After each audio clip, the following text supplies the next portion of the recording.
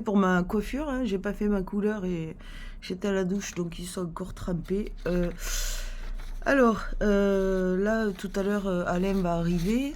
J'ai déjà plein de questions, moi, que je veux poser pendant les séances où je vais me mettre en état second pour canaliser mon moi supérieur et avoir toutes les réponses que je veux.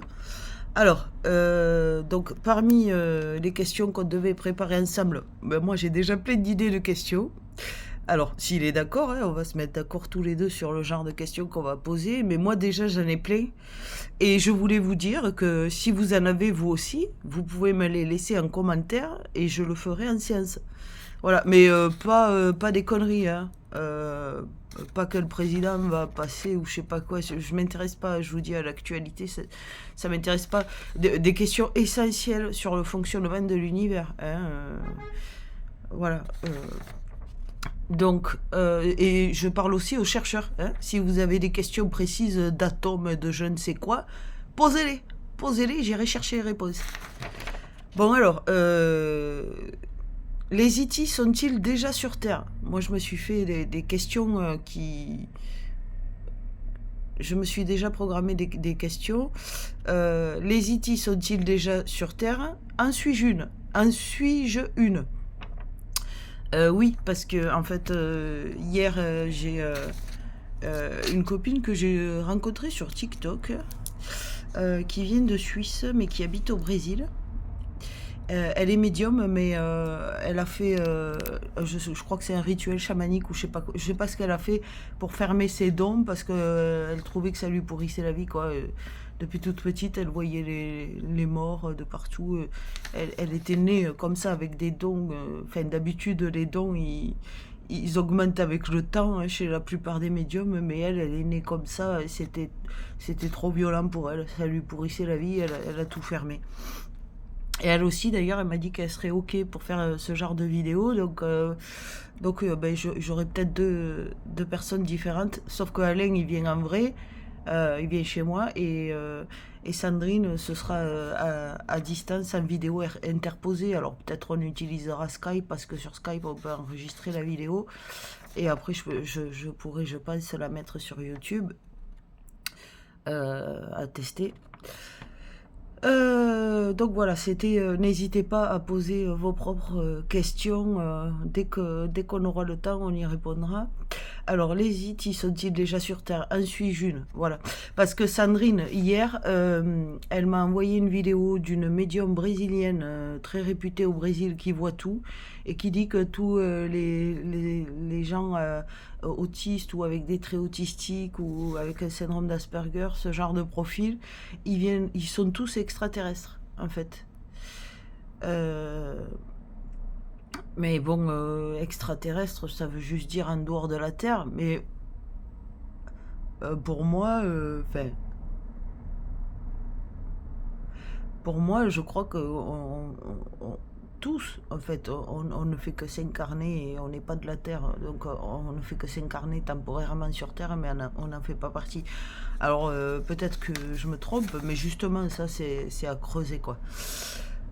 Oui, parce que toute ma vie, quand même, hein, je me suis sentie atterrir dans un monde de barbares. Oui, et que tous ceux qui ont des traits autistiques ou qui sont autistes soient des extraterrestres. Alors peut-être des extraterrestres plus évolués que les autres, moi je dirais peut-être, parce que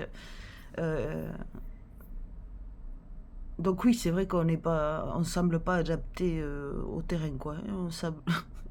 Les lumières, le bruit, le raffut, les cris, c'est pas du tout fait pour nous, ça c'est sûr, hein. Moi, je rappelle que au niveau psychologique, ils ont retenu que le TDAH. Mais pendant longtemps, j'ai eu un diagnostic de syndrome d'Asperger. Une psychiatre a dit que j'étais, enfin deux psys ont dit que j'étais HPI et que à un certain degré de haut QI, on développe des traits autistiques et c'est pour ça qu'on m'aurait confondu avec une femme qui a un syndrome d'Asperger. Enfin bon, c'est pas très clair. Officiellement, j'ai qu'un TDAH, mais voilà. TDAH avec trait autistique, voilà, ils ont retenu ça. Et ils ont enlevé le diagnostic, enfin l'interniste a enlevé le diagnostic de syndrome d'Asperger, et pourtant mon généraliste qui m'a connu en fauteuil roulant, qui me connaît depuis longtemps, il me parle de mon syndrome d'Asperger. Donc les médecins ne sont pas d'accord, c'est pas très clair. Le CRA de Montpellier a refusé de me tester parce qu'il m'a dit de toute façon, vous avez élevé votre fille seule, si vous avez un syndrome d'Asperger, c'est tellement léger que vous êtes quand même bien adapté à la société. On ne vous testera pas parce que même ceux qui ont un vrai autisme, hein, l'autisme calaire, qui se tapent la tête contre les murs, qui crient en public et tout, eux, ils attendent 3 ans pour faire les tests. Alors imaginez le nombre d'années que vous allez attendre, parce que on teste en priorité les cas graves. Donc on vous testera jamais, ou alors il faudra attendre 10 ans. J'ai dit écoutez, c'est pas grave, mettez-moi sur liste d'attente, et il a refusé.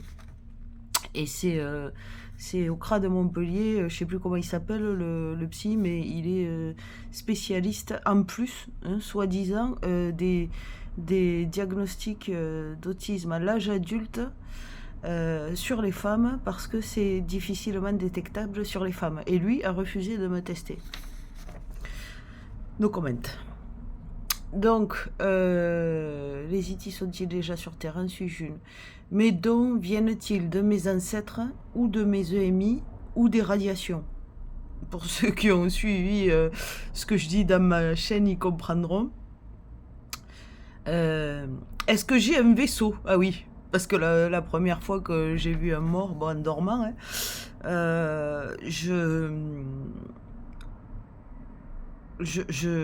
il est venu taper à une vitre.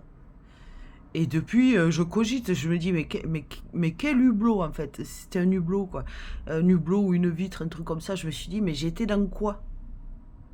Pourquoi il frappe à un carreau? J'étais dans quoi? J'étais dans un vaisseau. Donc, est-ce que j'ai un vaisseau? Que s'est-il passé dans le photomaton? Oh. Ah oui, faut que je vous raconte. Alors là, ça faisait 1 an que je faisais de l'hypnose quantique, hein.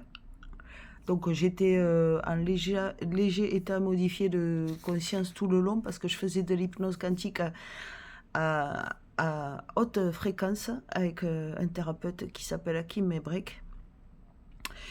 Parce que quand je suis revenue de mes EMI, je pouvais ressentir la douleur du monde entier. Mais l'amour aussi, mais la douleur surtout du monde entier. La rage dans les favelas, les personnes enceintes pendant la guerre éventrées, etc. etc. Enfin, des trucs horribles. Donc j'avais qu'une envie, c'était de repartir. Et donc on m'a fait de l'hypnose à très haut niveau. Des nuits entières et tout, pour couper le maximum de ces ressentis-là. Enfin, j'allais dire de ces capacités-là, mais c'est plus de l'empathie à ce niveau-là, c'est juste horrible, quoi. Et donc, à cette période-là, il s'est passé plein de choses étranges. Donc, j'étais en état modifié de conscience léger, hein. C'était après mes EMI. D'ailleurs, je suis restée perchée très longtemps, hein. J'ai mis des années à redescendre. Et en plus, il y a eu l'hypnose quantique par-dessus. Et en fait, donc à cette époque-là, il m'arrivait plein de trucs chelous, comme le fait que je suis allée sous le pont Saint-Nicolas à Nîmes. Et pour rire, sous le pont, parce que ça résonnait, j'ai crié « Annick !» mon prénom, comme ma mère, elle criait quand elle me cherchait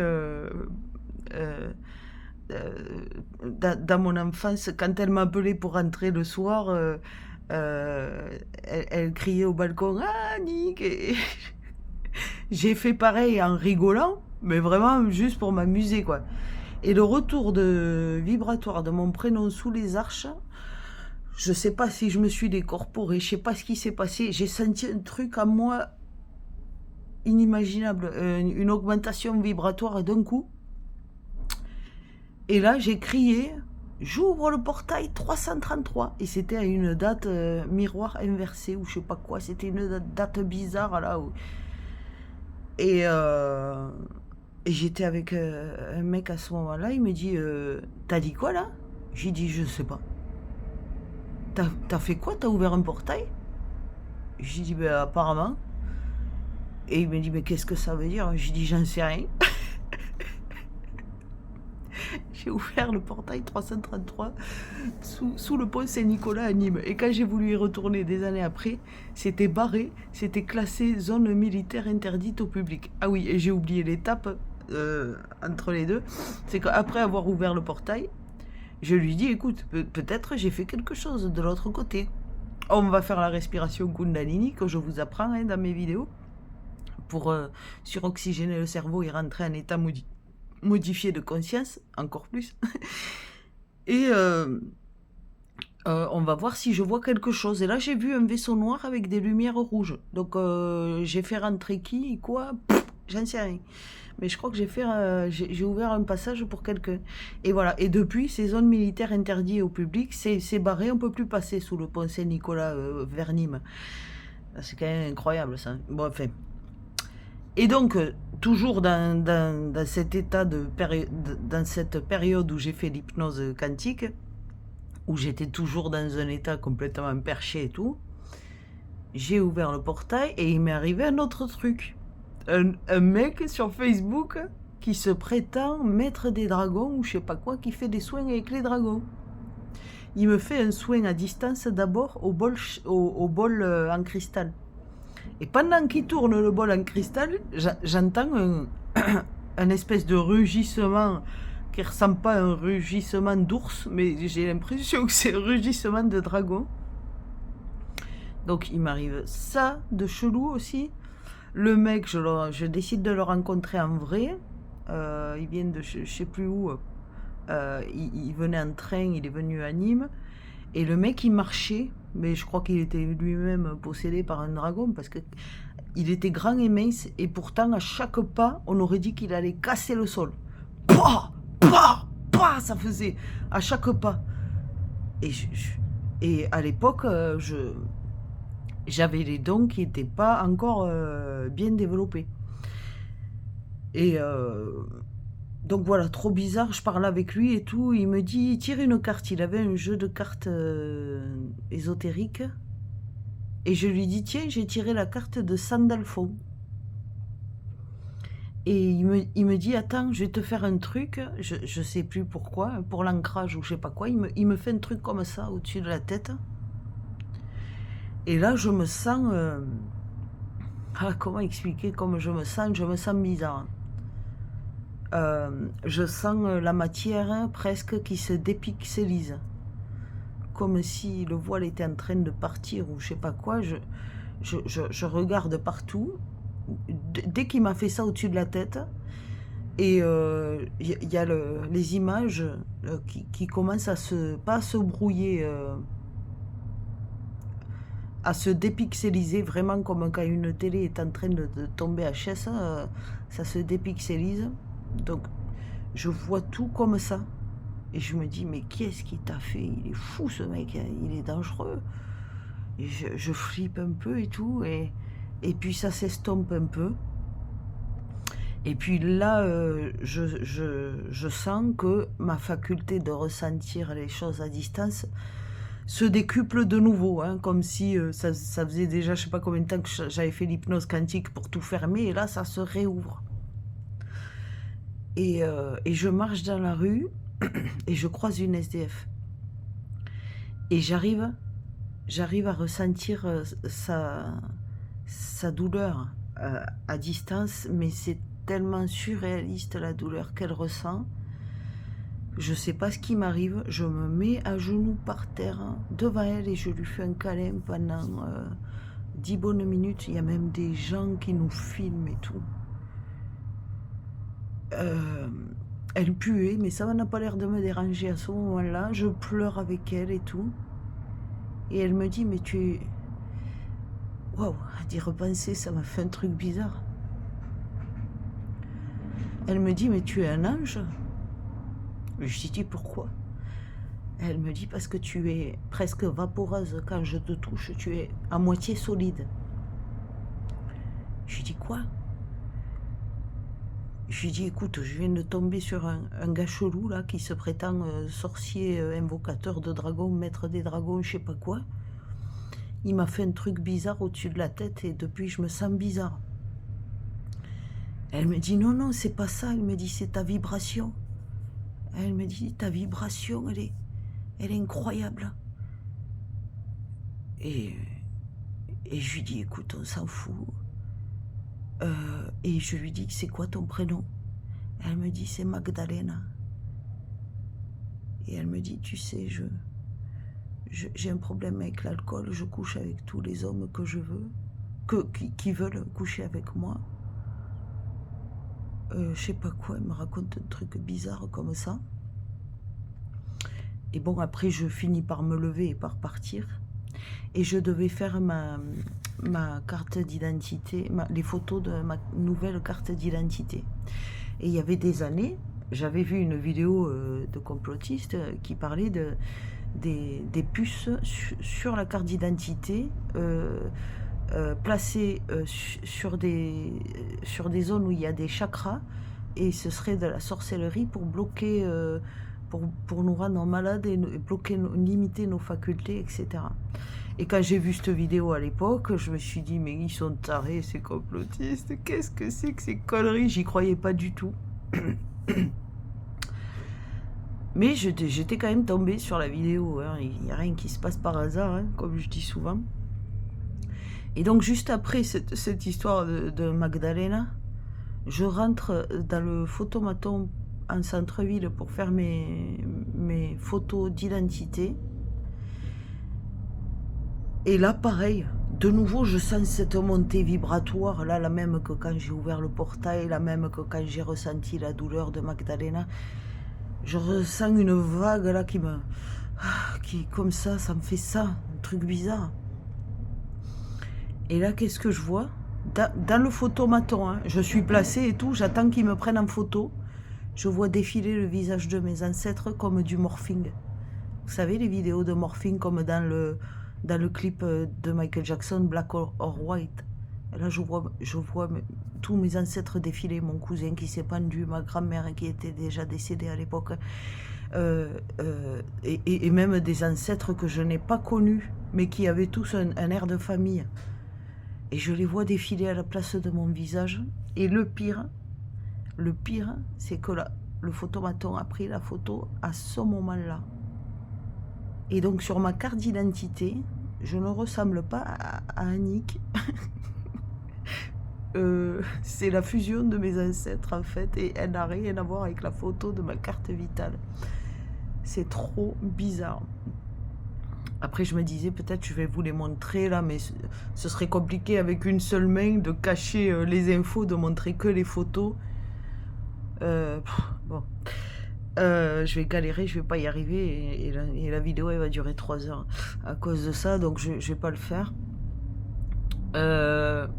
Mais voilà, il s'est passé ça aussi, et là je sais pas ce qui s'est passé.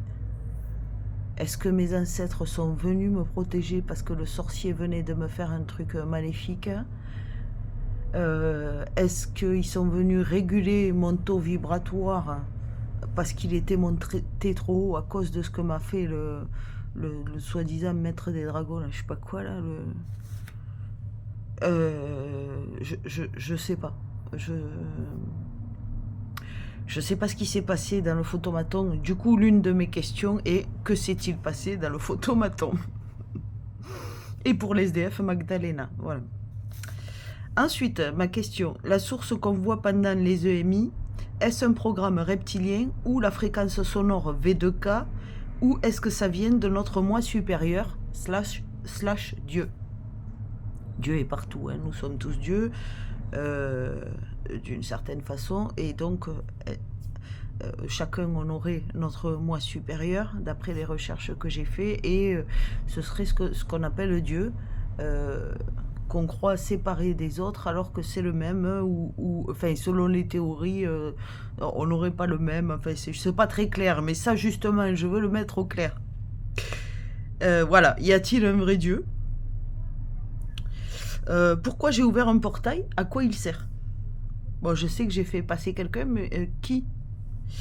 Est-ce que c'est mon propre vaisseau que j'ai ramené à moi? Enfin, j'en sais rien. Je sais pas ce qui s'est passé ce jour-là.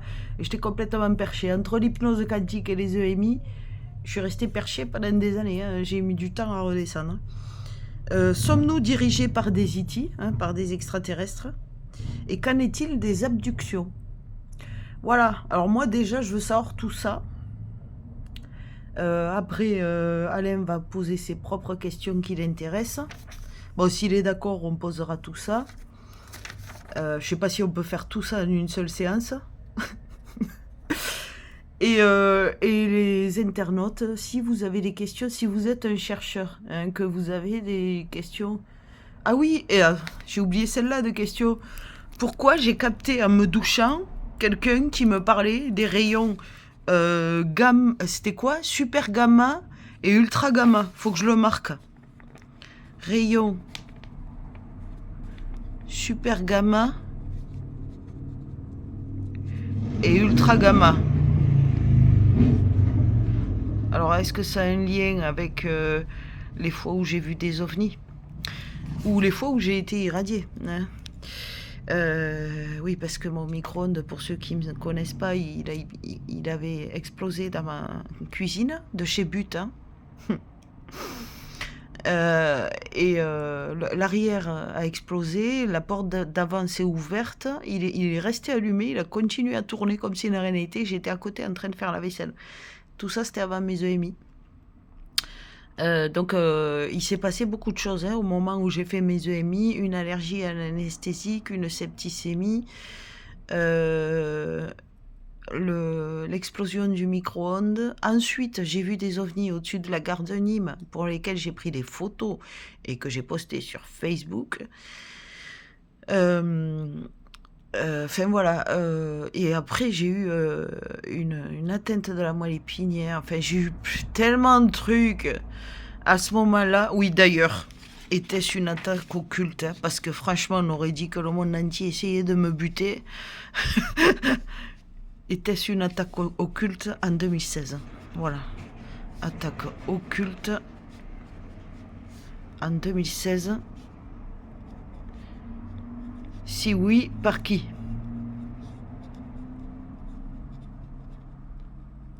Voilà. Voilà. Donc, si vous êtes un chercheur de vérité ou scientifique, n'hésitez pas à poser vos questions, même si vous êtes une personne lambda. Sachez que je ne vais pas m'intéresser au président ou je sais pas quoi. Ou alors, oui, peut-être, il y en a qui disent que certains politiciens auraient été clonés parce qu'ils ont été assassinés. Est-ce que vous voulez que je creuse ça aussi? Est-ce que c'est vrai ou pas? Voilà, si vous pensez à des questions, n'hésitez pas à les poser en commentaire. Et même si vous êtes un scientifique et que je ne comprends absolument rien à votre question, j'essaierai d'avoir les réponses quand même. Voilà. Donc, Alain devrait arriver dans demi-heure. Moi, je suis déjà prête. Je vais me reboire un café en l'attendant. Et voilà. Et après, on fera la séance ce matin, que je publierai dès qu'elle est prête sur YouTube. Et comme vous savez, je ne sais pas faire les montages vidéo.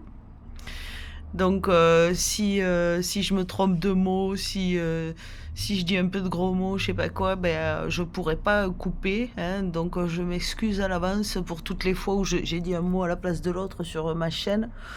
Bon, faut noter que j'ai un TDAH en plus, hein, ce qui n'aide pas. Mais voilà. Et puis, faut savoir aussi qu'avant, je souffrais de phobie sociale. Que j'ai beaucoup calmé en sortant de ma zone de confort peu à peu. Hein. Je suis devenue la chanteuse de la manif anti-pass. Je me suis mise à chanter sur Esmule. Mon pseudo, si vous voulez regarder, c'est Kinou 30 000. Ou Kinou 30, je sais plus. Enfin, un truc comme ça. Enfin voilà, j'ai fait plein de choses pour sortir de ma zone de confort petit à petit et à force j'ai réussi à arrêter d'être dans cette timidité pathologique quoi. Donc il y a ça aussi hein, à prendre en compte quand je fais des vidéos, c'est que je suis déjà déconcentrée par le simple fait de devoir faire des vidéos, de devoir parler à un public. Donc voilà, et en plus j'ai le TDAH, ce qui n'arrange rien. Donc c'est vrai que des fois je m'embrouille, des fois je dis un mot à la place de l'autre, des fois, enfin voilà. Elles sont pas nickel mes vidéos, et voilà, c'est ce qui explique cela. Voilà, voilà.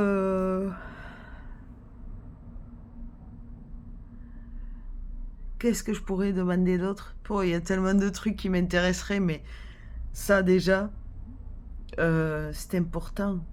Ouais. Si je pouvais avoir les réponses à tout ça, déjà, ce serait génial, quoi. Voilà, voilà. Bon, ben, à tout à l'heure, hein. J'espère que Calem vienne toujours et qu'il va pas annuler, hein.